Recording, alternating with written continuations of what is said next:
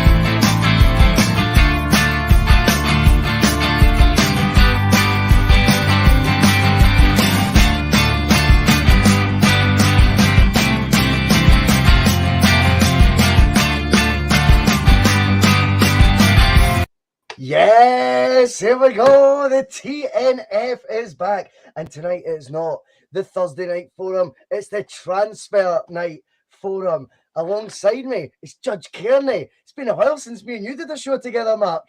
How the devil are you, pal? I'm doing fine, mate. How you doing? How's things?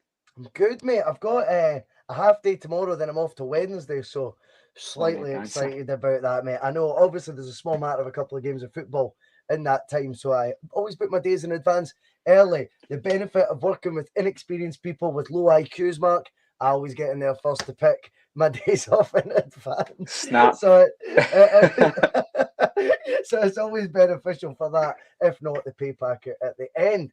Believe it or not, there is 67 watching live right now. What a number to get us kicked off. That's got to be one of the highest numbers live ever for just the intro credits played.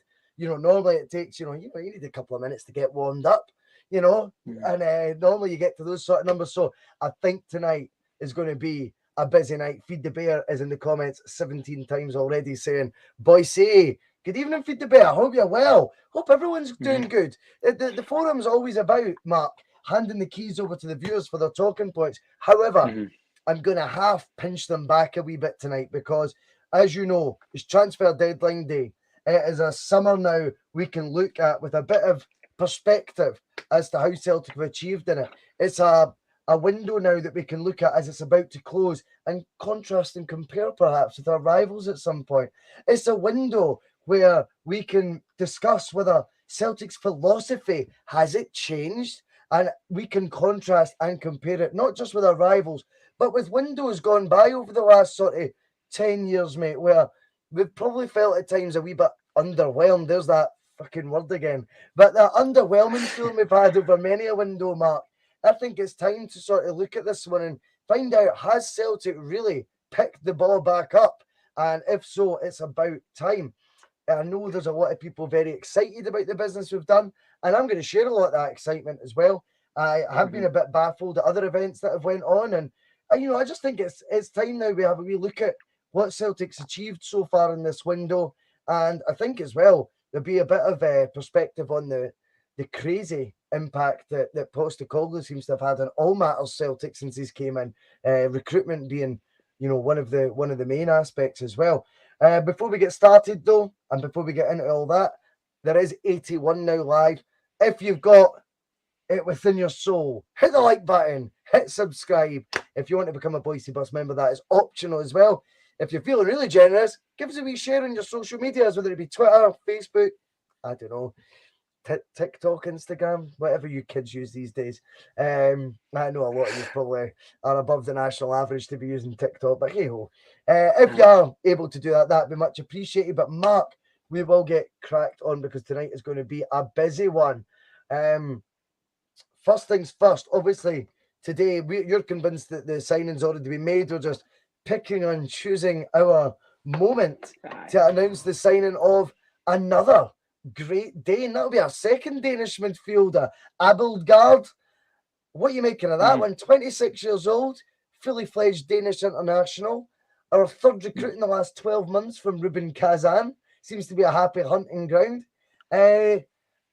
Again, it's a signing that we don't know the ins and outs yet. It's a loan right now. Based on current form for Celtic, you're hoping that's going to be a loan with an option or stroke obligation to buy. It seems like a new one Celtic have picked up on, this obligation or option to buy. I think it's best for both parties. Yes. Gives you a retry before you buy option, but it also locks you in with a price. Yep. Celtic, over the years, I've mentioned it before on the show, have been stung by the getting players in that are maybe just above their pay grade, hoping they fall in love with the club and the fans fall in love with them. And what normally happens is both of these things happen. But when it comes to the board and talking to the players board, the stumbling point becomes these players that were £5 million players the previous summer, because Celtic want them to turn into £10 million players. So Celtic have played a blinder with this new kind of trend that's sweeping through football just now to have that price locked in. I thought Carter Vickers and Jota, clever. They were very clever deals, and I think that's Don Mackay's deal, boys. I don't think it was anything to do with Nicholson. That was Don Mackay that well, he was certainly in the building at the time, at least. And I think, I'm going to be honest with you, I was racking my brain before we come on the show there. This is probably the calmest I've seen Celtic Twitter on deadline day in a very long time. Normally there's ins and there's outs. Normally there's an out, but normally deadline day there's Celtic fans are panicking. I'm one of them. It's shouting for even players that you know are going to sign. You're shouting for these guys to get announced. That boy's signed this morning, boys. I'm not going to doubt about it. I think Celtic will wait till about 9:30, 9:45 before they announce it. So it's just for the optics, as you say, mate, is to say, oh, look, we've got one over the line, but the guy had his medical yesterday, I believe. He was in, he may have been in Glasgow this morning, and the deal's done. It's just Celtic just choosing when they want to, and that's Celtic's right, and they'll do it the way that they seem fit. But everybody knows it's signed. But even with that, I mean, even the carry on we had with Paddy Roberts, I mean, you remember that? I mean, everybody knew he was signing that day, and there was folk hanging out of buildings and everything, with flapping about it.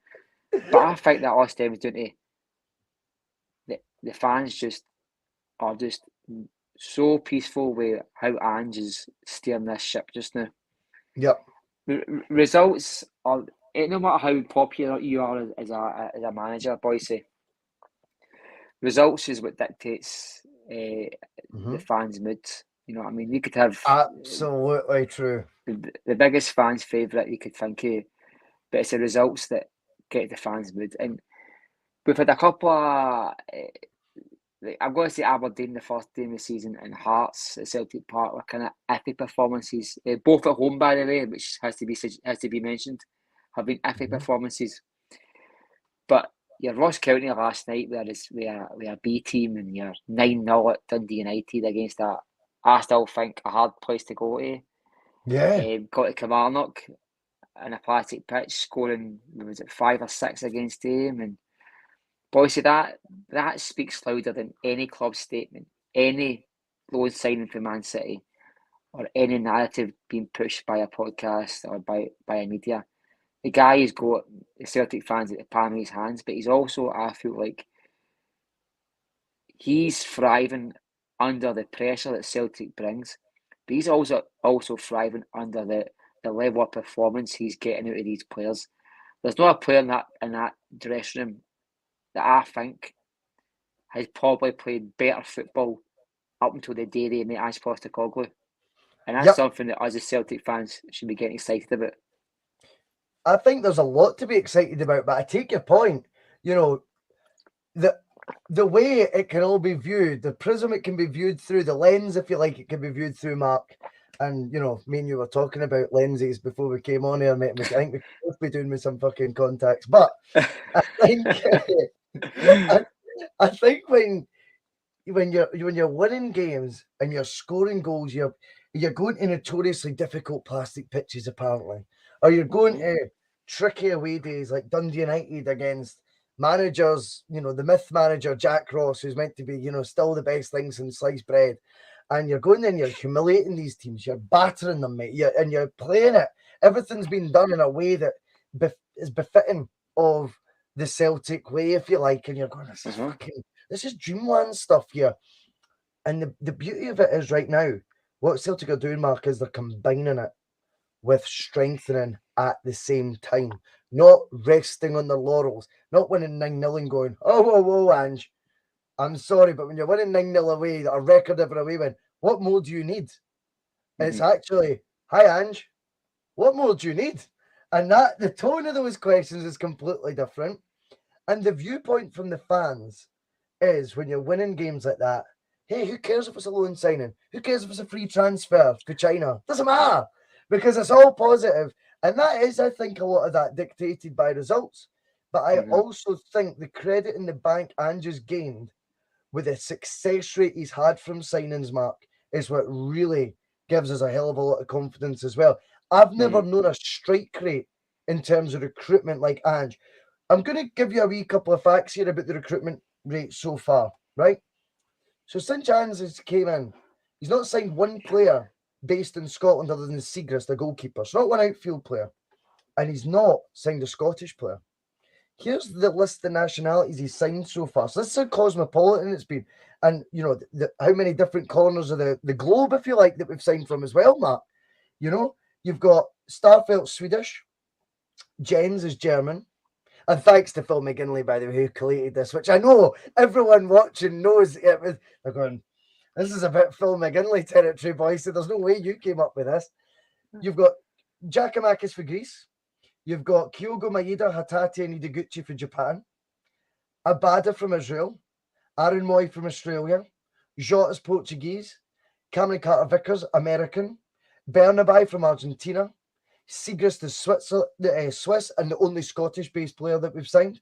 Juranovic, Croatian international, so I've been told. O'Reilly and and the new lad Abildgaard, both Danish. You've got McCarthy and Scales, who were Irish. We're not convinced they were Ange signings, though. Joe Hart, English. And, of course, Haksabanovic, Montenegrin. That's unbelievable when you think of how difficult it must be to blend all these different cultures, backgrounds into one squad and have them showing the unity that they do so quickly, Mark. Do you not think? I have got a theory about that, Bhoycie.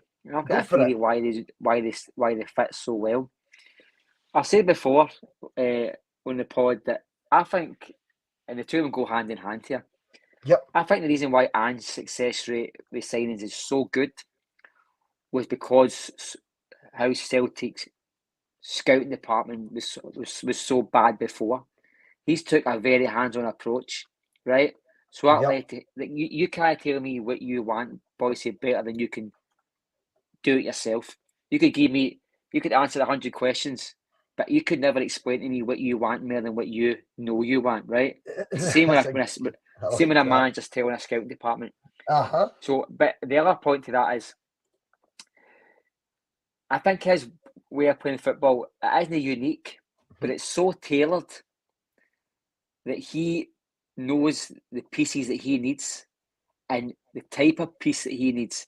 Now, I'm pretty sure if you phoned up a South American-based agent and said, "Can you get me an inverted left back, please? Can you send me five DVDs of 5 players, please?" I'm pretty sure you could have 5 on your desk within an hour, Bhoycie, right? Yep, I think that's fair. But I'm pretty sure, see the qualities he's looking for. You know, like that aggression in your play, that he's what to see I'd imagine the kilometres ran on the pitch, the Yes. duels won, all these wee things that we don't think about. He said before, he doesn't always sign the player, he signs the individual, right? He said that about every player he signed. He knows, well, I'm not trying to bubble him up here, right? Actually, just what I'm thinking. He knows precisely the player he's looking for. I'll give you an example. When people were speaking about Kyogo after his first 5-6 games and he was getting asked about how good he was, he said, look, the only people that are surprised about how well he's fit into this system is everybody else. I knew exactly what player I was signing. The player I was signing was a player that I knew would fit into my system. And he's got that written all the way through his squad of players. I'll give you an example of a player that the first time I noticed, and me and you both took stick, and I don't want to get into it because I think we could be after tonight. But Aaron Moy, Bhoycie, I didn't see, up until last night, I didn't see the Ange player in him until last night. Okay, but I did notice it last night. I watched an interview with Ange on Open Goal Monday or Tuesday there, and Ange referenced this quote that almost every journalist and Celtic fan uses as the Ange player. Ange was almost ridiculing it. He was saying, like, he's not an Ange player. He was saying, like, well, what is an Ange player? He's basically saying that if you can give me all these qualities, you are an Ange player, you are a Celtic player. I don't look for a certain type of player. I look for all these qualities, skill set, and they all just blend into one. And I feel that Ange has picked the players that he's knew would fit into this. Right, for instance, the player who you mentioned probably every show is Chris Sutton, right, Bhoycie? He was a quality football player, right? But I'm sure even Mark O'Neill probably had 15% doubt where he was going to fit into that squad, right? I'm pretty sure if you sat Ange down, he probably had the very minimum doubt that a Hatate would fit in, that a Kyogo would fit in, that Joe Hart was the right man to steer that back line into a calm ocean that it is. I'm almost convinced that guy was as sure as humanly possible, without being arrogant, that these guys would fit into his system. And I think that all stems from how bad we were behind the scenes, because that just gives this guy no autonomy, because I don't think the guy wants autonomy. The guy wants he wants to be a football manager, and I think he would be happy out on the pitch with the under 15s is what he would be at a World Cup. But I'm pretty sure the World Cup's his end goal. But I think the guy just likes making players better, Bhoycie.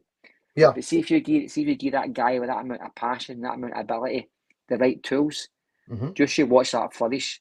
And if you give that guy the right scouting network, listen to his key principles of what he wants, then you're going to get more hits than you get fails. And I think we're beginning to see that. And listen, there is going to be fails, and I'm ready for it. I think Bernabei might be one.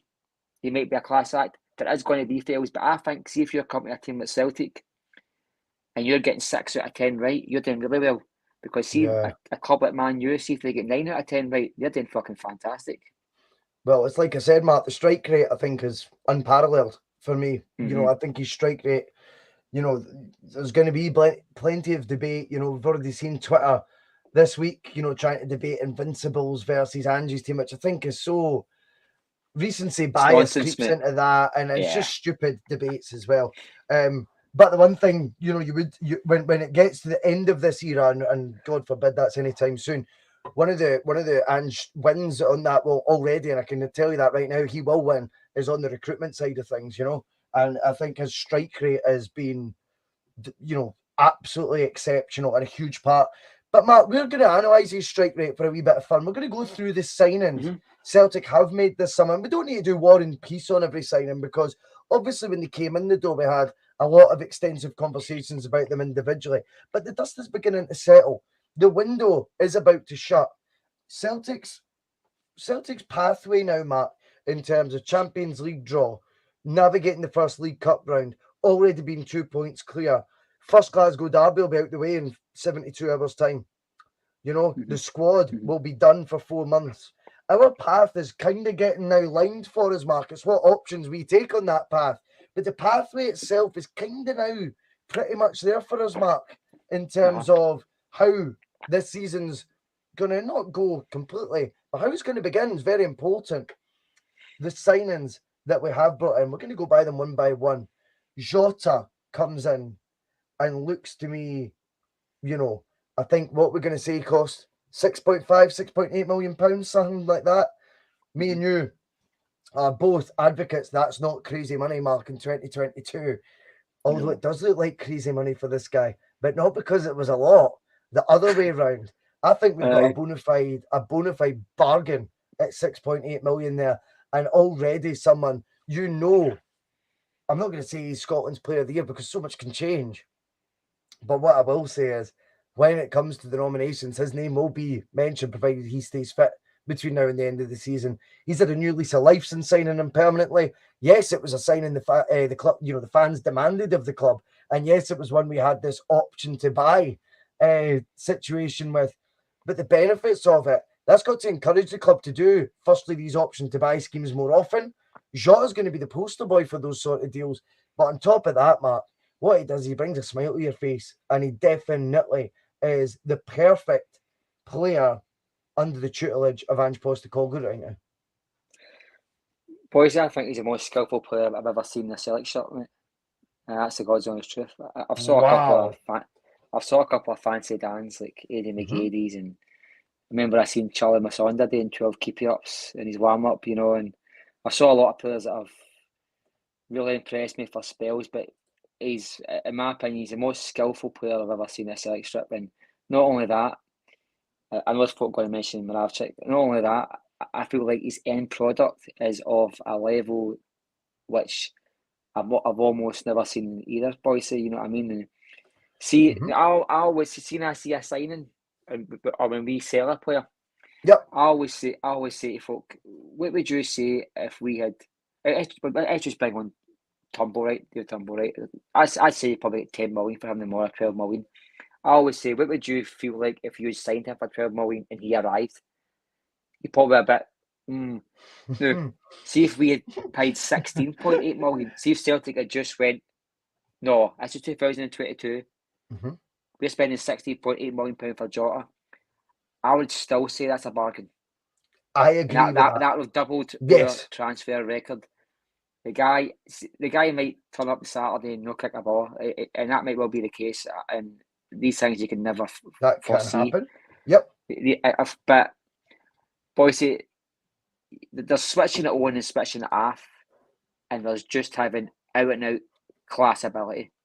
The guy is of a level that I think the people who structured that deal for Benfica really need to evaluate what they did there, because that guy must have been at a higher level than what he was perceived in that club, because there's no way you'd let that boy go for £7 million. I mean, I genuinely think something doesn't add up there, Marky. It doesn't, but Bhoycie, and for what I read, mate, the reserve manager who had him in the B team had got a bump up to the first team coaching, which for me was panic bells. I was thinking, oh no, he's going to go back. Jota's a Benfica boy. If Celtic wanted me and I got a promise of first team football, I'm staying at Celtic, you know. And I can't see that. I mean, that could be your bank details at all when I fucking see it. Was the same, mate? No, it was just someone saying happening, Shaggers. That was all. Oh no, he's talking to you then, mate. He's not talking to fucking me. I can assure you that. Tell him I'm a married man. I don't get into that. Fucking happy as well, mate. Trust me. Anyway, look forward to that one. No, I Jota, mate. I don't want to fucking I could talk about this guy all night, and I'm not trying to be dramatic, boys. Moravcik was a favourite of mine, and I always felt like if we go him at 25, what a player he would have been even more so. There's a couple saying Moravcik in the comments. I can't deny that. There's a couple saying Moravcik in the comments. Just it's so subjective. Of course he said the day he signed for Celtic, and these are throwaway statements, because I like to model myself on Jean-Claude Van Damme, but I look more like fucking Danny DeVito. But he said he was modelling himself on Cristiano Ronaldo. And see when you see him play, he looks like a guy who's watched Ronaldo. He's also got a bit of fucking backup that can do some of his wee swap of the shoulders, wee tricks. But it's not just for showboating, boys. You see when he does a step over, it's normally because it's the best option. He's not just doing it for the sake of that wee chip over the Blackburn player that was fucking disgusting. That was amazing to watch, and that was the best option he had if he still wanted to control that ball.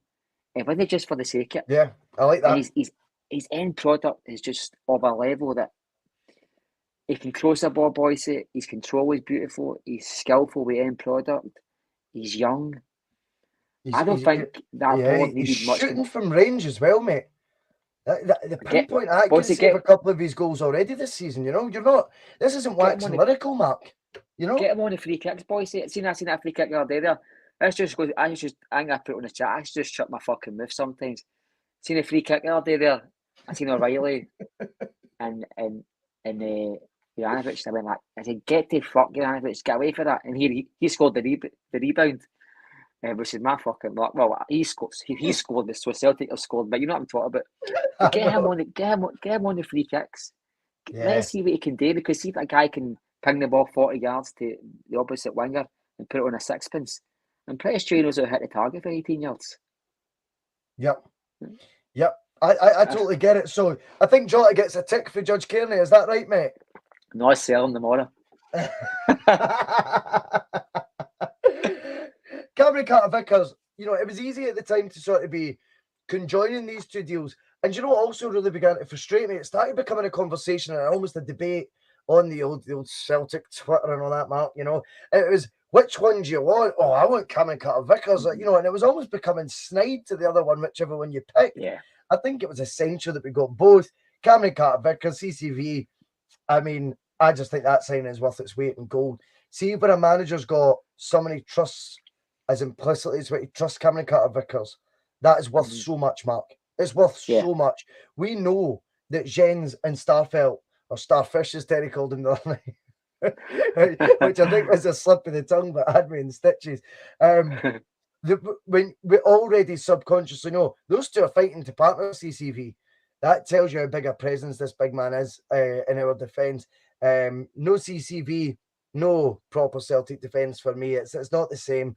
And again, when you've got this option to buy and a pre-negotiated agreed fee of £6 million, Mark, when you're getting guys for Spurs that are USA internationals at 24 years old and you're getting them for £6 million, mate, and down south, that's 500 grand, to these teams. We've bought this guy in at a snip again already. We could have flipped it. I don't mean flip it. We could have flipped that transfer, sold him for 10 million plus, mate, this summer alone. Let alone, if he has an impressive Champions League campaign. This isn't us campaigning for these guys to go, by the way. What I'm trying to say is, again, 6 million just reeks of good value yet again. And potentially we owe that to the foresight of being able to do an option to buy with these loan signings. Bear in mind, Cameron Carter-Vickers was deadline day this time last year. To think how our season could have... Sorry? Just about the new boys. He was only about 5 to 12 or something like he signed, or 5 to... It was pretty late, wasn't it? He was the last one. I think he was... It was a triple photo, him, Jota and Giakoumakis. Oh. It's actually moments in time when you think about it now, man. That's not, again, we sound like we're being very unlike us, mate, and being all dreamy about it all. But realistically, I think that's the reality. Those three signings on deadline day have been masterstrokes last year. Jota, we've discussed. Cameron Carter-Vickers permanent. Every bit is important, isn't it? I think football is the same in life. Just goes on key moments and sliding doors moments, Bhoycie. And I think if 5 to 12 became 5 past 12 and we didn't sign Carter-Vickers, our season might have been a bit different last year. And I totally agree with that. And I think it's just these wee sliding doors moments that I speak about. And I think he's been a defensive signing in the last 5, 6, 7, 8 years, mate, to be quite honest with you. I think he can get right back to probably the Van Dijk signing. I'm not saying they're on par, but I'm talking about us signing a defender. You know, I mean, the level in I which think we've got for him. And do you think he's a bit of a combination mark for me? He's the ball playing centre half that you need to be in modern football. You need to have at least one of your two that are real, ball players. But I think there's a bit of old schoolness about him as well. Yeah. I kind of like the fact sometimes this sounds really silly, but I kind of like the fact he doesn't care if his shirt's hanging out in that. Do you know what I mean? It's not all about style for him and, the looking great. There's no vanity project with Cameron Carter-Vickers, which is almost a bit of a throwback. But the reason he's the modern centre half is he's the ball. I can play with the ball, no bother. So he's got a bit of both about him. I like that makeup. I mean, it looks a bit like a snowman in a housing scheme, mate, just put together with all these stuff that doesn't fit him, mate. You know what I mean? It's just, and you see him when he's got his socks pulled up to his ankle and nothing fits him, and you go, right. In a housing scheme. Aye, mate, he just get shit just doesn't fit him, mate. It's all fucking half-assed and that. But do you know something?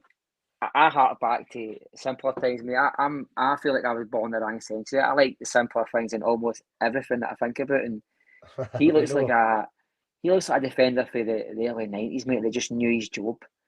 You know, just I know he's come in with a few goals for Celtic and a couple of important goals, but he's a kind of player that I wouldn't mind if he scored no goals all season. I think he would just be you'd be content with him just doing. I think absolutely.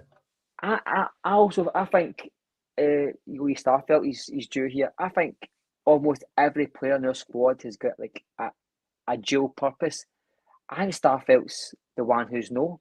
I think Ange just came to a wee kind of reluctance with him, and he's happy for him just to step out 30, 40 yards and play the simple pass. He has been going that wee extra 15, 20 yards this season. I have noticed that. I've been keeping an eye on that for him, but I think he's happy for Starfelt, for Carter-Vickers, just to be that defender who looks like he's just stepped out of the 1990s or the 1980s. He's there to do a job. He looks 10 times fitter than what he looks. He's fitter 10 times more than what he actually looks. He looks like somebody for a Bruce Springsteen video or something. You know what I mean? That is it the Philadelphia? They're looking through the scheme. He's just sitting there. Mark, you've been compared to the Jack D of Celtic podcast. I quite like that. Jack D, I'm usually compared to somebody who's written Jack D, so I'm happy with that, mate. To be quite honest with you, mate. But I mean, and it was a conversation, boys. Who do you? And I'm going to be honest with you. I wanted Carter-Vickers more than Jota, and the reason why I wanted Carter-Vickers more than Jota is, I think you need a stabilised defence before you can even concentrate on wanting to follow your team for flicks and tricks. Although Jota has got the end product which we spoke about, I think Carter-Vickers just ticks that box, mate. I think he's the only one in that I can see that Ange has a compromise with. I think Ange knows what he's got in him. He's asked Joe Hart to step out. He's asked Joe Hart to pass the ball. He's asked Starfelt. Ralston to come in. He's asked Taylor to come in. He's asked players to do also. I think he's compromised with Carter-Vickers because he saw a guy, in my opinion, that just excels at what being a defender actually is. He does what said on the tin. Just if the ball comes near you, kick it to fuck. If a player comes near you, kick him to fucking off. And he just does it, Bhoycie. And he does it like with the nonchalance of somebody just locking their front door and going to their work. And I love it. Yeah, I think he's a big hit. I think he was an essential signing. And again, whilst he might be one of our most expensive recruits of this summer, I still think it's bargain basement material. I think it's value for money. And I also think whatever time comes that we need to, part ways, I think Celtic will make their money back and more on Cameron Carter-Vickers. And if not, it'll be because we've had 4 brilliant years off him at centre half. And sometimes there's a lot to be said for that as well, because he could be contributing to 4 years in a row in the Champions League or something like that, which, it's money you can't quantify when it comes to try to compare with transfer fees. That's the quick buck. The Champions League, as I've always said, is the long gain buck and should have always been the priority for Celtic. Rather than selling an asset for that 20, 25 million shortfall, speculate a wee bit and get that regular 40 million, 35, 40 million a year. And that's your business model. That should have been the sensible way to do it. And then when you do inevitably sell an asset, you can then go all out and getting not expecting you to spend that. You say you sell a Kieran Tierney for 25, you go out and you spend 12.5, 15 million on the replacement, and suddenly then you're making those comparisons with Ajax. But it'll never catch on having ambitious thoughts like that, Mark. They'll think you're mental. No, because 20 years ago, Celtic went £17.8 million in debt for paying the same wages they do now. Education is free, remember, Mark Kearney. Alexandro Bernabai. The jury is very much out in the young lad. You've already alluded to at the start. You went, maybe if one of them doesn't make it, it could be him. For me, there's not enough evidence yet to go yay or nay. Yeah. I probably would have said it was quite exciting when we heard about the signing, but realistically, what were we basing it on? Not any real knowledge of what he'd done at Lannis. The fact he was Argentinian was exciting. The fact he'd butted someone was exciting. And he scored a long-range screamer in one of those YouTube reels was pretty exciting. Last night, he's a player. He's 21 years old, Mark. He is settling into a different country. There's been off-field issues already. But he's obviously just announced he's going to be a dad and stuff like that. That might settle him down. And sometimes you need to remember, coming from South America to Scotland is got to be a bit of a culture shock for a 21-year-old. I think he's got assets that you can't teach, such as pace, aggression. These things you're either born with or not. Ange signs the person you were saying earlier. Ange just liked what he's seen from this kid, right, in terms of that. The training, the coaching, that can come with time. What he's definitely done is he made Greg Taylor look like Bobby Carlos, which is fantastic. Greg Taylor's never been so indispensable. Bernabei at 3.75 million, I think is an interesting debate. Is that the mark of a signing to improve our Champions League campaign this year? Unfortunately, it's not. It was a signing, I think, to soothe the need for another left back and competition for that. Is it one that we think is going to compete on the regular with Greg Taylor this year? No. Do I think Celtic should have ambitions to be able to sign a left back to compete with someone of Greg Taylor's ability when there's Champions League money in? Yes, I do. That's my honest take on it. But it is Bernabei that we've got. We are going to back him all the way. We hope that he proves that he is going to be a complete success, albeit I don't think that'll be this season. I think the settling in period, the phasing in period will be a more long, drawn-out process for Alexandro. But again, it's another corner of the world we don't shop in very often, Mr. Kearney, and just shows that without Ange hiring even one scout, certainly not that we're aware of, he seems to have his eyes all over every corner of the globe. Oh, I bet he's be the eyes everywhere, and like that about him, he seems to be. Well, he's came for a market that's probably scouting areas of the world that don't normally get associated with Scottish teams and British-based teams. So maybe over in Japan that isn't abnormal that an Argentinian player's been scouted, Bhoycie. So maybe he's had his eyes on this guy for under 19s level. Wouldn't and surprise he's just me. progressed. That's a great shout. And maybe like you're saying about Greg Taylor, as you say, he's turned into Bobby Carlos. I mean, it was Billy Bob Thornton up until last year. You know what I mean? Some of the Celtic fans have changed their opinion on him. And I think it's a mixture of two things. I think it's a mixture of his undeniable good form, Bhoycie. Yeah. But almost kind of patches up any misgivings that, sorry, the Bernabei signing. If the narrative is how good Taylor's became at a level, it kind of disguises that Bernabei's maybe not the level that we all thought he was going to be at. It pushes the positive side of that duel rather than the reality is. Taylor's been playing at a high level, I think, for the last 12, 18 months. He's slowly getting better and he's producing some great performances. I've mentioned it before. But I think Bernabei showed up, and I don't think he's been, when he's walked into that Lennox Town and the array of talent on that pitch, I don't think he showed up as well as what his highlight reels have showed up, Bhoycie. I think there's been a wee bit of disparity between the reality. It's like buying like a watch for that. What's that is it Wish? Is it buying a watch for Wish? You know what I mean? I'm already laughing, mate, and I don't even know what you're going to say next. Oh, I mean, I don't want to go say half the fucking time. I bet I'm not saying it. But I think it's like the boat Burnley for Wish. You know what I mean? I think he's showed up and he's been, the expected level has been on par with Taylor. I don't think he's sat in a board meeting and they went through the list of players and he said, okay, Bernabei's will cost you between 3 and 4 million, and they've said to him, "All right, okay, Ange." So he's going to come in and challenge Taylor, and he's went, "No, Taylor's number one, son." He's. I think we have genuine aspirations that this guy is going to be, if not pushing Taylor for his first team shirt, taking it off him. So I think he's surprised the Celtic staff where he's at. But Bhoycie, as I just said, you can't get them all right. I mean, anybody can get them all right. I mentioned Man U. I meant if you get 1 out of 10 right in Man U, you're doing well. No 9 out of 10. I know. It's the same with Celtic. If you get 6 out of 10, Bhoycie, see if he gets a strike rate of 6. I personally think, and I could be wrong here because I was wrong once before a couple of years ago, but I was actually mistaken. I think if you were going to say just in general, just been wrong once and twice. Aye, just once or twice, mate. But I think you've got to say, if you've got to push me into one of the players that you signed in the last 13 months, who's just not going to make it, and it's based on very little, Bhoycie, to be fair, but I'm just going to give my opinion. I think it will be Bernabei. Yep. And but it's based very on... early.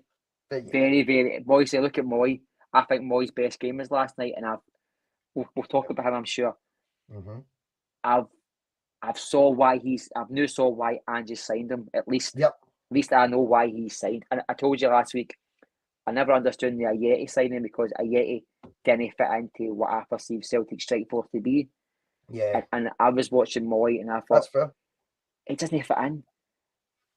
But there's scope in my brain for this guy to totally turn around my thinking. Because see, if he's playing well, Celtic's playing well, and there's nobody wants Celtic to play well better than us, Bhoycie. I'm just saying, I don't know. He's got the Abui Kawasi look about him. Where he's come in, he's looked like he's promising, but I just don't think he's going to be the one that we think. I think he could shut my mouth up, and I hope he does. But the very early signs that I've seen so far, because you've asked me on September 1 what I think of him, and I think he might just be the one not to make it, Bhoycie. We will find out in good time. We then obviously completed the permanent signing of Maeda. We don't think we need to go into that one. Siegrist, I thought looked good last night. I think Siegrist makes me feel a hell of a lot happier about the potential suspension it could be, because goalkeepers, obviously, when the last man, are susceptible to getting red cards or potentially injuries. We've seen Joe Hart getting his head stapled the other night. When you've got the nature that Joe Hart does, he will put his body on the line to keep the ball out, Mark. That is just in his nature, and I like that about him. That can, again, lead you to being more capable of picking up injuries. I liked what I seen for Siegrist last night, mate. I confessed I hadn't seen him as much for Dundee United as everyone in the comments seemed to have. What a Dundee United followers on the Bhoycie bus, mate, I'm telling you that. But no, the reviews were very, very positive for him, and I kind of went with that. And watching him last night, you watch him at close quarters, you pay attention to what he's doing. I thought he was very confident, very assured. And there was one moment where he pulls off a save down to the left. It's that big, strong hand again. There was agility involved. And again, I think he's been signed at the right age. And as I touched on at the start of the show, the first guy that's signed by Ange that has actually experience of playing in this league. I also think as a balancing act, that's not always a bad thing either. And I like his age. I think 30 is a good age. Siegrist was a no-brainer as a free transfer. He improves that backup option, but he also, I think, challenges Joe Hart eventually. And that was crucial to me. I kept saying in the summer before he'd signed whoever it was going to be, I kept saying, as long as Joe Hart feels a wee bit pushed, season 2, because the worst thing that can happen is no competition for someone, whether it be Joe Hart deliberately or not. It's easy just to take your foot off the gas that tiny wee bit. I'm always playing. I play every game. I'm always going to be picked. That's unfortunately, that's maybe not a side to you want to acknowledge, but it's just natural. It creeps in sometimes, Mark. Seagrist is there to stop that. He's preventing it. Joe Hart started the season brilliantly. No coincidence. I think he's made the save of the season for me from that free kick. I think the more you see replays of that, the better it gets. That is last minute. That wins the match, Bhoycie. It's unbelievable. The context, as you're touching on there, but I think it's the timing of the reaction, how little time he's got from where he's made eye contact with the ball to when he saved it and how he's got down there and to where the ball goes. It's a save I thought Joe Hart maybe didn't have in his locker any longer. I knew he used to. I now know he still has it, and that is amazing. Do I think Seagrist plays a wee part in that, Mark? Yes, I do. I nearly called you Joe there. I do think it plays a wee part.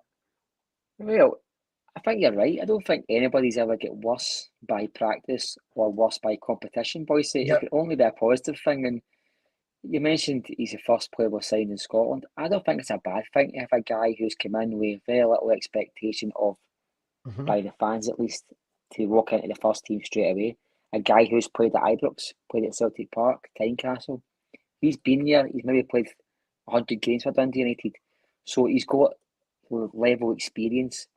So can he go to Celtic Park tomorrow and play Aberdeen? Absolutely can.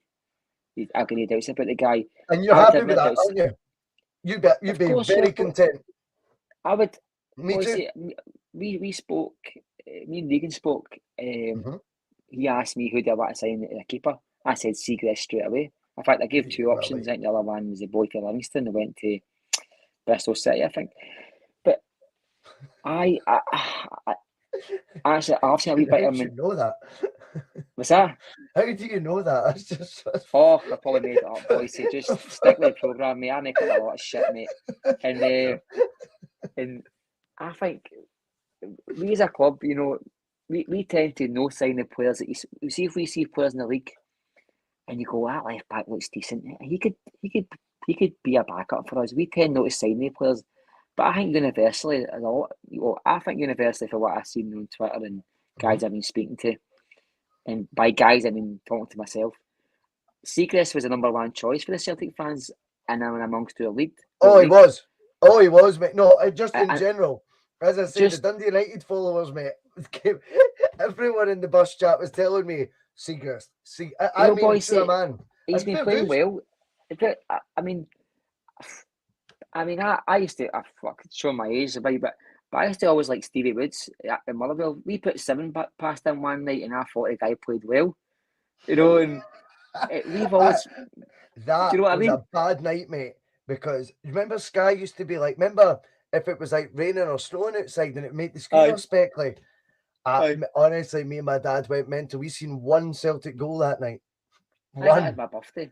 7-1, and we seen one of the goals because the speckles, like they used to be, you didn't mind the odd speckle on the screen. You were kind of used to it. The youngsters won't know what we're talking about, but trust me, it was like it just looked like it was snowing at times. You know what I mean? It wasn't on the screen, but this was that it just overtook. Boys, do you know what that is? Do you know what that is? That's called static radiation. That is. Do you know where that comes from? I want somebody to Google this just to know that I'm not talking shit. That's radiation for the Big Bang. For fuck's... See that kind of black and white wee dots on your TV, mate? That's actually how they found out the universe is expanding, because they pointed it would be like listening devices in every direction. They heard this kind of shushing noise. They actually thought it was bird shit inside the big massive machine at one point. This is the 30s. Right? What? So somebody had to Google this, right, mate? And they brushed it out, they cleaned it out, and they pointed it in about 50 different directions, mate. And they couldn't figure out what the fuck was happening to this machine they'd built.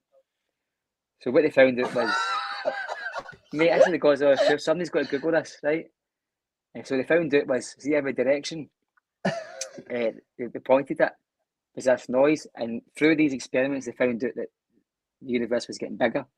So see that black and white dot you had on your telly or your radio? That isn't just a noise that's been created by man. That is actual static radiation. That's a thing. That's an actual thing that exists. It's not like something the TV companies put on to let you know that you the signal. That's an actual thing that's, no matter where you go in the universe, if you will get that noise, that well, listen, somebody mate, will tell you that's the Stato Phil McGinley has came in and says, just Googled it. There is indeed YouTube videos entitled 1% of TV static comes from light of the Big Bang. We will move on. I like astrology, mate. So I do. Fucking hell, Astronomy, man. sorry, astronomy. I've got books and DVDs in there. I'll tell you about them. You're a fucking, all that stuff, mate. You're a fucking rocket, right enough, mate. Anyway, we will move on. You can edit that part out of that and you can send that to Miles deGrasse Tyson. I might get a gig on the Discovery Channel, mate. Might suit you better, mate. Moritz Jens. He comes with this option to buy, Mark, that we love talking about, mate. Option to buy, Moritz Jens. We wanted competition for Starfelt. I wanted an upgrade on Starfelt, and Starfelt to have to compete with them. Does Moritz Jens do that? I don't know. I think it's... Moritz Jens has given us a couple of moments of concern and a couple of... I think on the ball, I feel so much more comfortable as Celtic as a team. When we're doing the short rollout from the goalkeeper, it's not just CCV now. Actually, I think they were using Jens more than Cameron Carter because at times, Mark, on the opening day of the season, I think Moritz Jens is definitely way ahead of Starfelt in terms of, bringing the ball out, finding a teammate, being confident in the ball, composure, good word. Then we get to the stage. Defending is key. One sleepy moment at the back at Celtic and Scotland when the ball's in the air, and Scottish teams tend to be pretty effective, mate, at putting the ball in the back of the net from set pieces. That tends to be their biggest weapon. I think Carl Starfelt enjoys defending more than he likes playing with the ball. I think Jens likes playing with the ball a wee bit more than he likes defending. Both of them on 2 goals already, though, this season, which is interesting. I have liked what I've seen from Jens. In spells, there was a cause for concern, I still think, with the goal midweek, and that's now 2 goals. The other time at Ross County as well. I think it will be Starfelt Saturday, but Jens has been a tidy addition so far. Definitely, I think once he gets settled, because it's early days still, let him get settled as well. I think he could be a player for Celtic. I really do. Yeah, mate, and I think he's loan to buy option, so I think he's going to get game time. I think because I think the club would want to kind of have that try before you buy option without giving the guy 15, 20 games. So I think they might see him more than would be expected. I agree with you. I think Starfelt is probably a born defender, right? But as I said earlier on, I think CCV Carter is the only compromise he's going to make there, Bhoycie. I think he wants somebody who's going to play it from the back. I think Jens offers that, and he is more composed. And you're right, there has been moments, but can I tell you what I think that is? I think it's been a lack of concentration based on the actual flow of the game. Bhoycie, I think it's became this season a little too easy for Celtic in certain games. No, that's a criticism of Celtic. I'll rephrase that. Celtic have been controlling the games that much. The complacency does set in amongst the defence, And I think he's just lost a wee bit of concentration. I think when it comes to the bigger games, we'll see what the guy's made out of. Yeah. And we saw Starfelt in the bigger games. He seems to play better in the bigger games as well. I think the concentration level goes up when you're playing against the better teams. I think he likes being under the cosh too. He does. He goes, what is that to do here? Oh, in the trenches. He's like, sign me up. Because all I need to worry about is clearing my lines. Just get the... He loves that, mate. And he knows he's got that physicality. And it's... I'm not being critical of Starfelt. That's an asset in a defender that we need sometimes. No. I think when you talk about concentration, you can flip that to the goalkeeper situation, Mark. Why being a Celtic goalkeeper is a step up from being a Dundee United goalkeeper. Yeah. 38 league games Seagrass played last year. He'd been a busy boy in all 38. Right? No 2 ways about it. He's Celtic.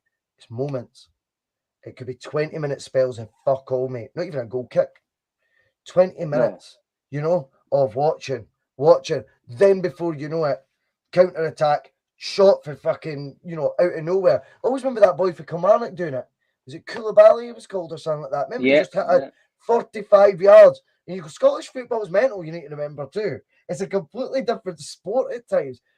And I think the goalkeeper's concentration level needs to be up there. And if you're alluding to maybe Jen's thinking, oh, this is easy street, it just takes 1 second. And maybe sometimes you've had it so comfortable, keeping that focus is one of the hardest parts. I take that point on board. We'll quickly move on. Haksabanovic came on and he had a bit of swagger, didn't he? Mm-hmm. Oh, I liked it. I liked that attitude, mate. It looked to me like it reminded me of Mohamed El Yunusi, where he just cut inside. It's interesting to see him play on the left because, for what I read, he was going to be playing in the number 10 role on the right hand side. That could have just been a case of filling in that position for the last 10-15 minutes rather than a wee glimpse of what we're going to see of the guy. But if he's that fluid, he can do both. Bhoycie, bring him in, he looks good. I was really, really impressed with his debut. Opposition aside, I think you can tell a player's mindset and skill set. Do you know? The way they go at it. Do you think, Mark, he came on and he knew he was going to be like that? Do you think maybe sometimes you go on for your debut and there's sometimes a bit of humility, you're getting to know everything, and I think he sat in the stands watching the 9-0 and he's went, holy fuck, I'm good. And then he watches a different front three. Okay, Abada still started, but then 2 of the front 3 are swapped. Then he sees Forrest going before him, and he's sitting there going, wait, that's six players for those front 3 roles, and I've been signed to fit in that front 3. I've got no time to be nice. I'm going to need to make an impression. I need to stand out for the crowd. And I love that confidence that he had to do that, mate. I think that is what I want in a Celtic player.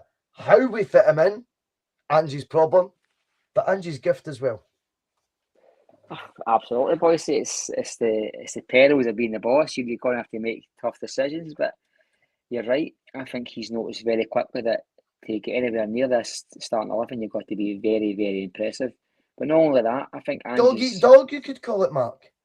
Dog eat dog, mate, definitely. And I think what Angie's installed for day one is, and you've heard players saying it, is this is a squad game like I've never seen before. See, under Martin O'Neill, Sonia Claxton, I almost felt like there was players that were never going to get a game, Bhoycie.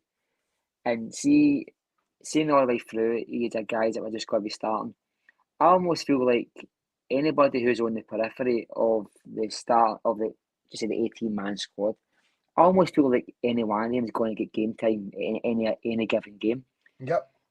And see if you get half an hour, you're going to have to just click into that, because see if you're not impressing for the first minute, you're not going to get lots of chances to not impress. And I think, as you say, he's watched it and he said, look at that intensity. Okay, I can match that.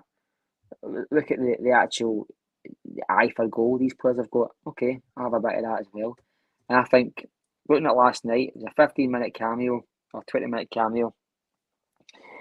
I was very impressed, mate. I was very impressed. And if he plays like that and he gets a couple of starts, there might well be options that we don't know we had last week. It might well be a few decisions, and it's looking a bit better than I thought even I was expecting 2 weeks ago, mate.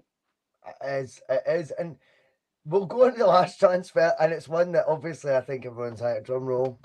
He's going to talk about Aaron Moy. I mean, I think it becomes something that it's not when you talk about Aaron Moy. I think I'm fully entitled. When I looked at the optics of the transfer, Mark, you looked at the optics of the transfer. We looked at the competition we had entered for the first time in 4 years. We looked at the revenue the club had pulling in this summer. I looked at the individual himself and how much football he played in the last year. You describe it as underwhelming. Underwhelming. And the backlash doesn't end. But I thought, Mark, I coined the term, I stole the term from Lemmy. Don't back down, double down. Let me tell you this, mate. It's not me backing down. I'm happy to back down. If Aaron Moy, I nearly called him Ange Moy there. That would have been funny. Aaron Moy, if Aaron Moy goes on and has a brilliant season this year, I don't care. I'll be delighted. I will. It's not about being proven right, but what we're now getting is a guy that goes to the shop, gets his messages, mate, and gets told he's the best shopper in the history of the world. Do you know what I mean? He crosses the road. Aye. lollipop. I don't know if I've frozen there, but you know, this is a guy that can, I don't know, like he could sign an autograph and it'd be the best signature you've ever seen in your life. People are doubling down very quick. There's a protectiveness going on right now. Aye, there's a potential. It's almost pretentious, Bhoycie, and you don't need to be coming across as like sycophantic and loving in life with every signing. Take every signing on individual merits and discuss it. You know what I mean? See with Moy. David Kelly says, sorry, Matt, just to read out the Yeah, comment. David Kelly says, Moy is scared to take McCarthy's place on the bench. Fine. Well, I mean, that's what I see. Well, it may well be the case. I mean, I'll put it into context, boys. I thought last night the guy was outstanding. I really did. He had a cigar in his mouth. But also an opposition that were quite willing to give up midfield, let's be honest. I think they gave up midfield. I think that was there's a trade-off when you play Celtic. Do you press them? Do you go man to man? Do you suffocate midfield? Or do you defend? Ross County saw what they were up against and they gave up midfield, they compromised and tried their best to get a replay or a 1-0 win or try and get what they could at it. And Moy took advantage of that. Horses for courses, as me and you mentioned. Listen, I don't know any Celtic fan, probably not even Mickey Johnson's dad, thinks Mickey Johnson's a Celtic player.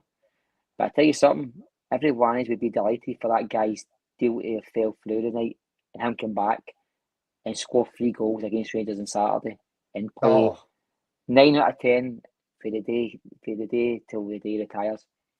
Nobody wants Celtic to fail or wants a player to fail. Of course you not. can only comment on the guys you see. Now, if that makes you a bad person, underwhelming though. Underwhelming.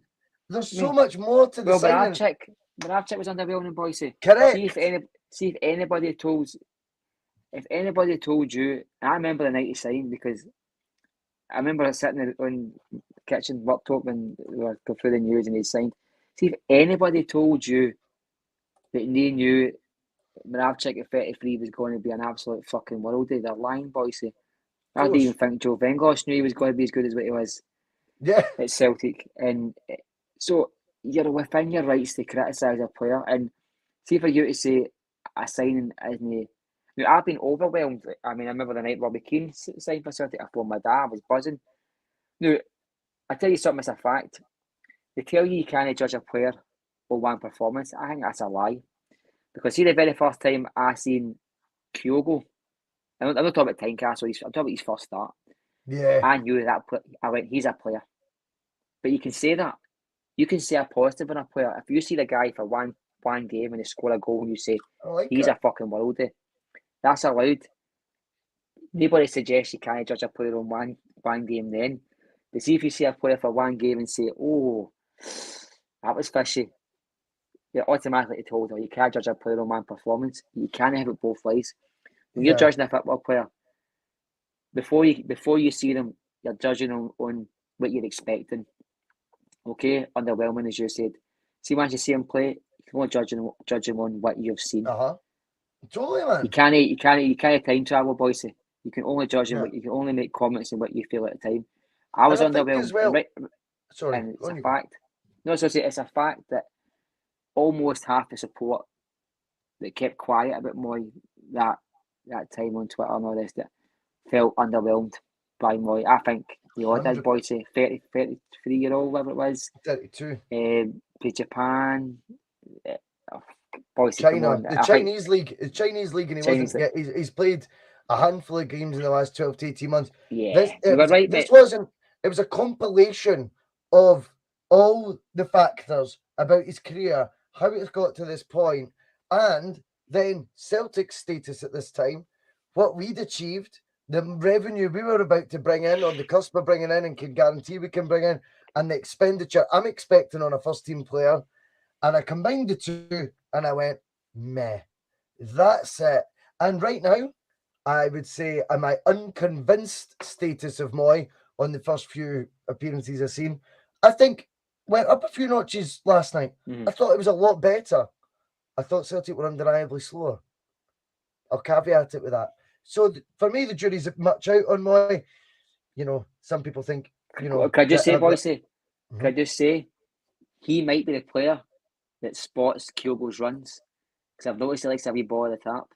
Oh, he does like a ball at the top, but you know, see, come February, if he's still a Celtic player, you know, some people think he's just here to get fit for the World Cup, mate.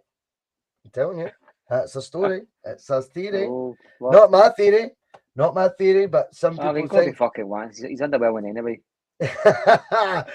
No, God bless Aaron Moyne. I'm starting up a CSC tomorrow. Uh, Mark, we can't leave the show without having a sort of reflective look at how our transfer records went. Now, we've spoke about the players individually. Okay. How does our summer recruitment compare with our rivals? Because, Mark, we talk about Celtic Twitter a lot and getting it tight and all that shit. Who cares? I mean, it's fun. But I tell you what, they are at war right now with the club. When you're seeing the club partner podcast, Mark Kearney, you all know who I'm talking about, twice this week questioning Rangers' decisions. First was the ticket price of the Champions League package. Fair enough. I thought it was expensive too. Unlikely to go against the club on that, but they chose to. Now it's all out warfare because they beat PSV Eindhoven. They deserve, not that I like giving it, but they deserve respect for that result. Maybe not them, but I respect the result. I respect their achievements in Europe. In fact, full stop in 2022. Seriously impressive, and an example that Europe wasn't always mission impossible, Mark. I think that's fair. One thing we banked on, I think you and me are very much in the same boat. With, by the way, a catalogue of examples, a catalogue of evidence to go back to back up our argument. They will spend if they make that Champions League. We need to watch out. Well, they announced, I think it was at 3:00 today, the spending's over. But the spending never begun after they got to past PSV. Rangers spent £10 million, I think the chunks of 10 million anyway, before they knew their Champions League fate. They've earned their jackpot money and they ain't strengthened. It's Celtic who goes in to the final couple of days, the championship days of the window, you could call it. And we have brought in a Danish international, a Montenegrin international, and I still think are on the hunt, even right now at 10:10, Mark, for a forward. Very true, Bhoycie. I must admit, I mean, the night they qualified, I said, just you sit back and watch them spend. And it wasn't for controversy's sake. It was based on previous experience. When you talk about a club here, I'll repeat my wee statement I said that you quite like. When we talk about a board here, we'll not spend the money we have got. They'll spend money they've not got, Bhoycie. And my logic thought, I said to myself, hang on a minute.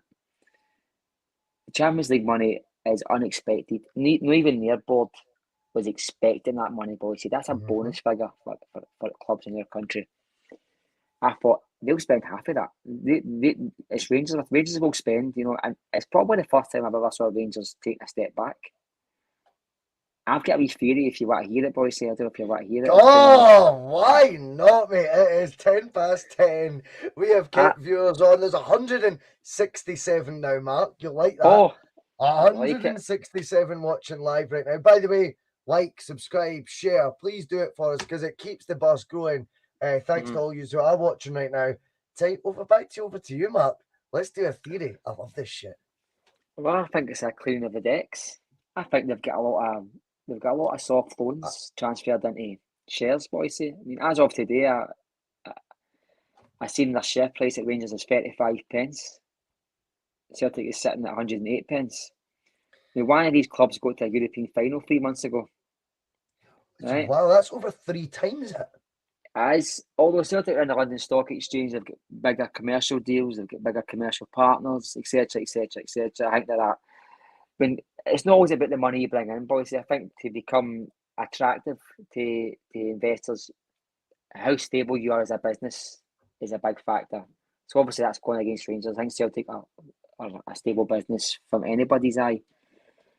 But going back to the Rangers there. I think Dave King in Club 1872 have had this kind of coalition for the last 3 while, boys. We've seen it when Dave King offered to pay the £4 million money for the Australian tour that they were going to lose out on, remember?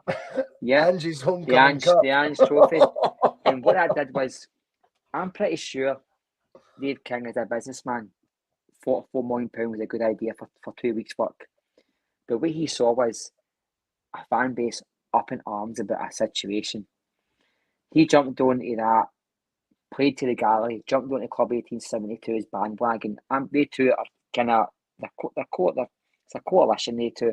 Club 1872 want to get more power on the board, and Dave King wants to get back in the board and get more power in the club. It's an obvious marriage, Bhoycie.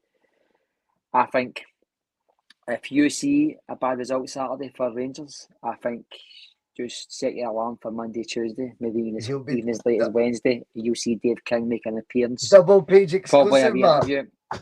I think you'll get him. I think you'll get him saying, if I was still in charge, I would have signed a £10 million player. What happened to that £120 million we've made through season ticket monies, Champions League money, UEFA Cup final?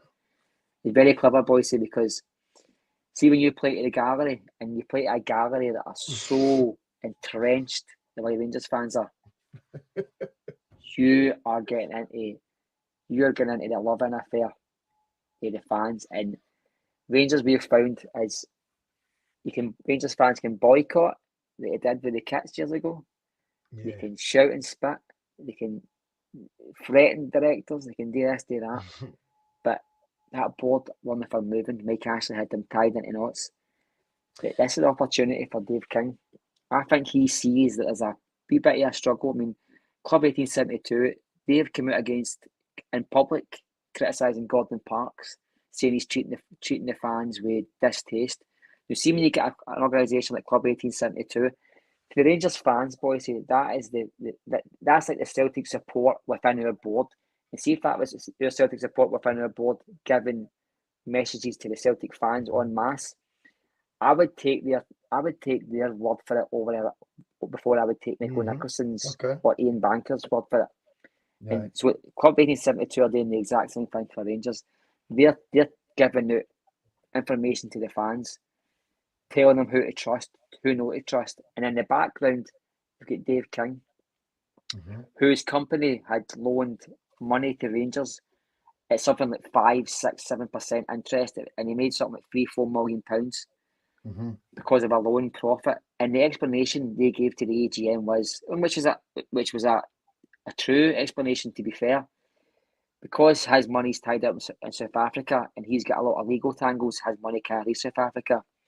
The only loan he could give them was one through his business that demanded a high interest rate. So he got his £4 million profit, but he also got the favour with the fans that he's dug them out another hole, Bhoycie. Yeah.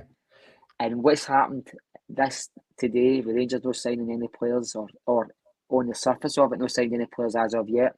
Yeah. It's fed into my thinking that Dave King isn't that far away, Bhoycie. I mentioned it to you in summertime when he was at a golf event, and then Wimbledon 2 weeks later. And I said to you, Bhoycie, why is he showing up in these dark and dingy places? This guy's in South Africa in a £5 million villa. Why are you turning up to Glen Eagles for a game of golf? It just doesn't make sense. And not only that, why is he was he cutting a bit like a caddy at one point or some shit? He was a caddy, mate. He probably won a raffle in some pub somewhere, and he was a caddy for the day. Looks like somebody's up in the eyeball with a fucking golf ball, to be honest. But I get your points on all that, Mark. Right? It's just my theory, Bhoycie. I think it's good. Before we get too entrenched in it all, just stealing your word there, by the way, because I liked it. But before we get too entrenched in all that, I think from the outside looking in right now, either way, despite all the politics, I think you raise a lot of valid points about that. And, the double page spread, I'm looking out for that this week, mate. That'd be fucking brilliant. Hey, by the way, we'll ask him to come on the bus. It can't go any worse than asking David Martindale, mate. Do you know what I mean? So that could actually be we could probably do like a duel. Remember we had the endless Celts quiz? Why don't we have like me and you versus they two? And we'll have like we answer questions on Celtic, we answer questions on Rangers, it'll be a laugh. Anyway, I think that's good, Pat. Anyway, I think when we look at it, either way, if we get the result, I think we're going to get right this weekend. Always the key, right? And I know news is now 24/7, right? It's always 24/7. But let's just look at it in an old school terminology. See, when you open the papers the day before the Glasgow Derby, you open the papers in the morning of the Glasgow Derby. You want your team to be the feel-good stories, don't you? You want it to be your team when it's Haksabanovic, you know, talking about his goal record and loving life. You want it to be, you know, Albertson. Fucking hell, I've forgotten his name already. The Danish midfielder talking about, Oliver. Let's call him. You wanted Oliver doing an exclusive saying, you know, I'm here for 5 years and yada yada. I've got aspirations of being Denmark's best midfielder since Tommy Gravis and shit like that. And you no, that's a joke. But you're wanting it to be feel good. Celtic just keeps strengthening their squad. I watched Celtic 9-0. I couldn't wait to be a part of it. All this stuff. You're wanting all these feel good news, whereas you know deep down, you only need one look on social media. They're turning on each other at the other side right now. Not in a bad way. I get the frustrations. You qualify for Champions League, you don't spend a penny. We've been in these positions, Mark. Me and you have talked about how previous transfer windows, you know, it was going to be a conversation we had tonight. We've not got the time now. But, you know, you compare our transfer window this year with previous ones and you think, wow, what a breath of fresh air. Why wasn't it always like this? And I do think the Champions League qualifiers come into it. Of course they do, because you're unsure of what hand you can play.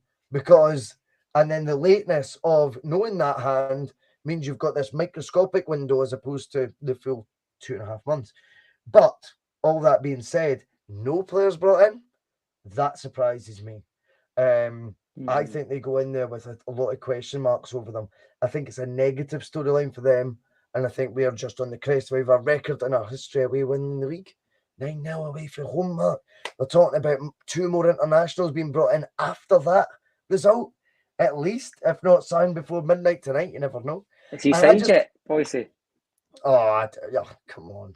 You know fine well. We know he's signed, right? We know he's signed, right? But whether we did go about it on our own, but have they announced it yet? I don't know, mate. I genuinely don't know. But do you know what I mean? I just think we're going in with this feel good. With him?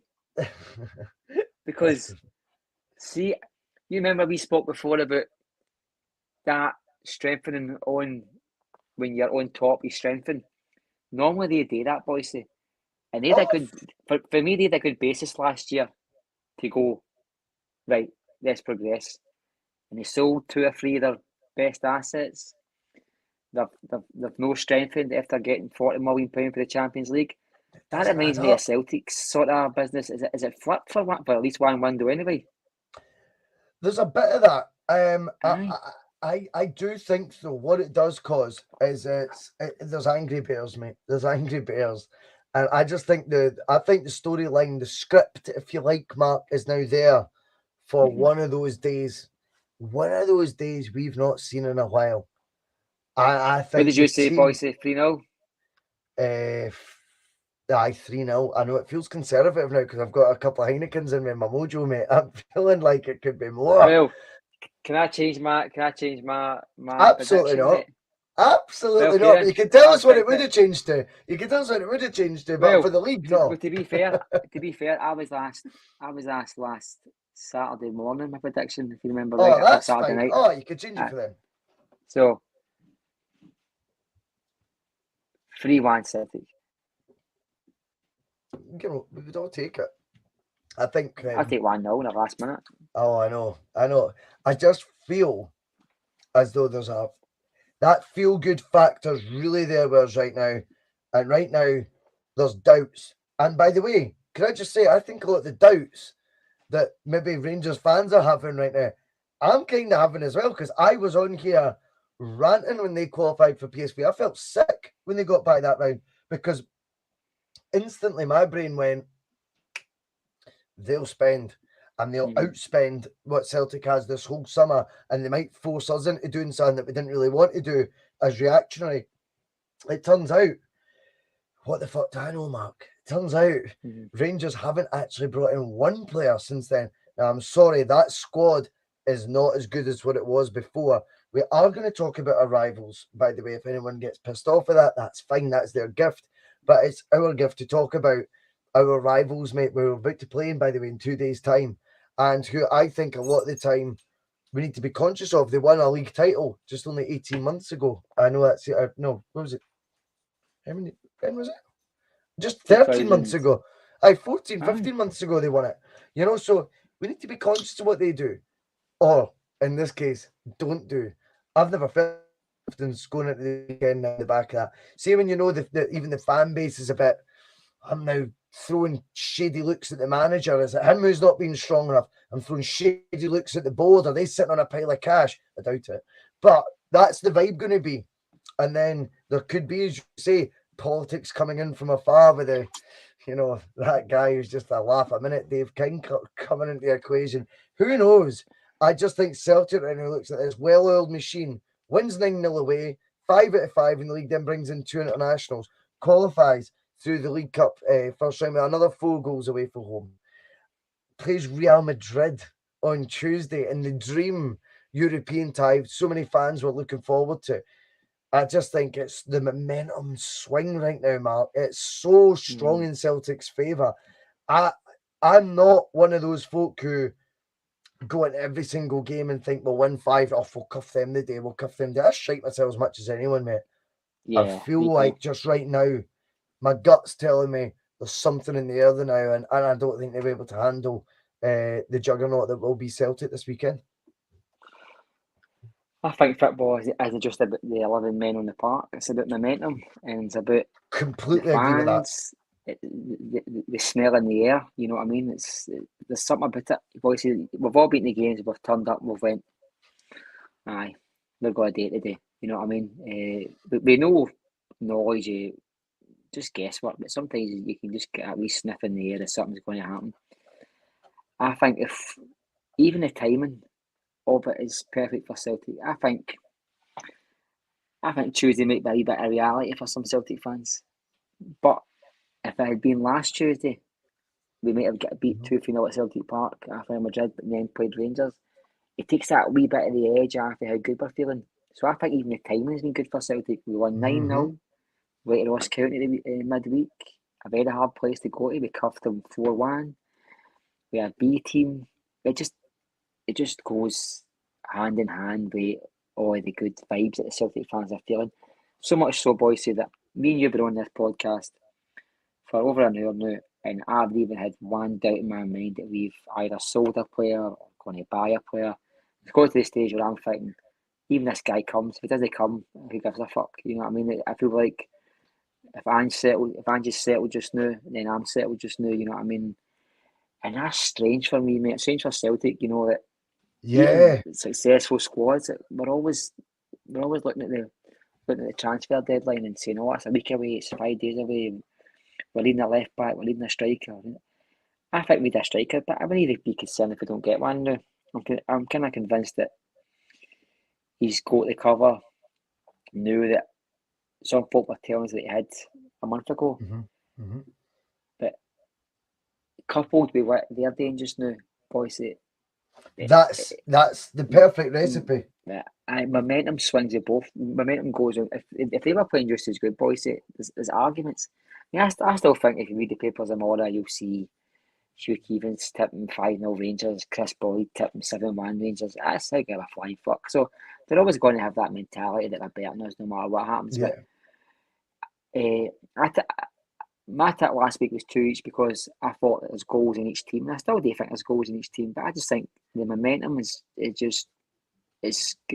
shifting gears just now, Bhoycie. And I think if that had been our starting 11 midweek against Ross County, it could be another 5, 6, 7 probably if we wanted it. I find that hard to argue with as well. Aye, and if Rangers meet us on Saturday with anything other than 110% commitment to winning the match, if they go in there thinking that a point's good enough at Celtic Park, they'll walk out that They'll smell blood. And you will not see Michael Lundstrom staring at the fans with a smile on his face. He'll walk out there he's Jakey in his head and get in the back of that bus. I can assure you that.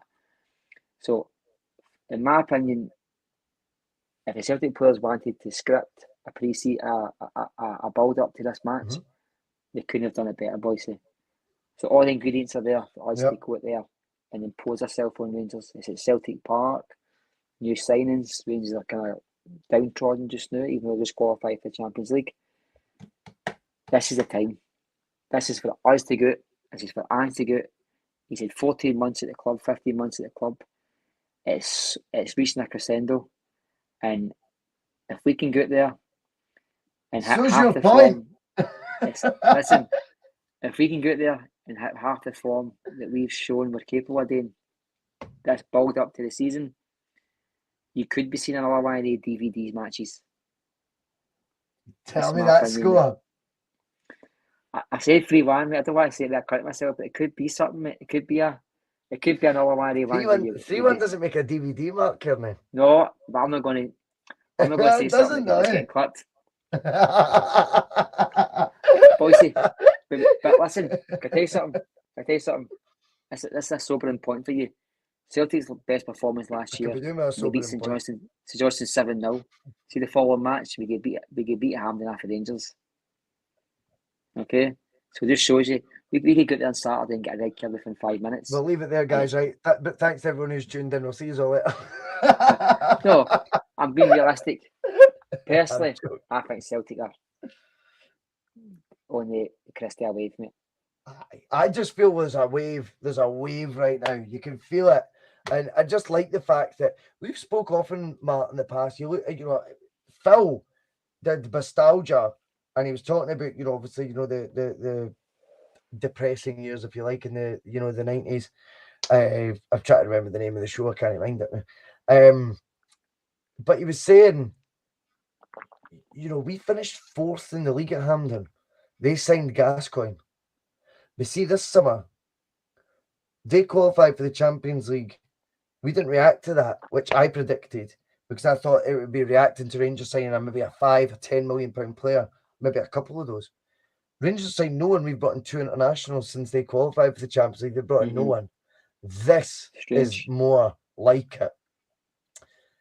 Last point I'm going to make to you. Has there been a change in philosophy, Matt? And this doesn't need to be drawn out because I know it's late. I know you've got work. No, I'm knackered. I'm not boring you to death. I think there has. No, you've been brilliant. No, that's all good. Do you think there has been a change in philosophy? I think so, mate. And the reason why we champion it so much is because we know the potential this club's got if it realises its own potential. That's very true. Do you think Ange Postecoglou is key in articulating that to the board? Do you think he's almost made them go, holy fuck, do you know what this is? Do you know what we're sitting on right now? I think he does. And one thing he's got is he can go to the board and say, well, look at the evidence I've just showed you. Every player I've signed for you will make a profit for you tomorrow if you want to sell them. So give me a wee bit and I'll give you a lot. And I think, what can you ask for? I mean, as a board of directors. There's one deal, Mark, that needs to get over the line, and it's something we'll be talking about next week on the Bhoycie Bus. Once the window has slammed shut, we are going to be looking into the pros, the cons, the reasons why Ange Postecoglou either has or hasn't signed a new contract, because I would think that would be the first mission of the Celtic board the second the clock strikes 12 tonight. It's been brilliant having you on, Mark. Thank you so much for your contribution. I've loved that tonight. Everyone watching, way over 160 all night, by the way. Crazy numbers. And we thank you because it's Thursday. We really appreciate it. The T.N.F was the transfer night forum for a wee change, not the Thursday night forum. It will be back to type next week, and it will be you guys telling us what you want to talk about. But a big thanks to everyone who's tuned in. It has been a fantastic window. I think we've both concluded that, Matt. Roll on Saturday. Nostalgia is back tomorrow, though. Phil McGinley, Liam Greenlaw, also known as the Punked Up Warlord, the regular on there, and Connor Carr joins. They're going to be talking about Ronnie Dyler's first season. How does that season now look? Now we've had time to reflect. I'll be back Saturday for some post-match pish. Hopefully, pished. Good night. Some of his comments about me deliberately trying to cause controversy. Well, I work in the media now. And you've got someone sitting there next to you who's an embarrassment to the media profession. He's an apologist. He's a charlatan.